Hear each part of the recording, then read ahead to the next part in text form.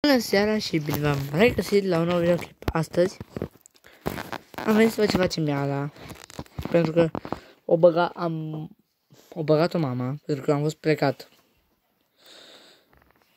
Și acum am venit să văd dacă are și trebuie, uitați, bă, aici să le-am mine sus.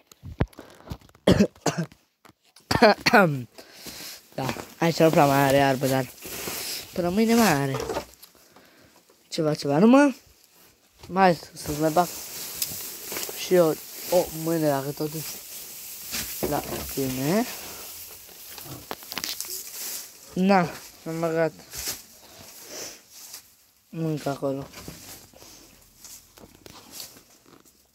Și da, mâine o să mă duc poate cu ea puțin la iarbă, că mâine e vineri. Văd. Da, sigur mâine o să mă duc cu ea la iarbă. De mâine o să fac un videoclip de la iarbă. Și mâine și sâmbătă, cât îți liber, nu știu ce acolo vedeți, uite, un lemn. Un lemn. Și da, ne vedem mâine cu un nou videoclip de la Pășunat.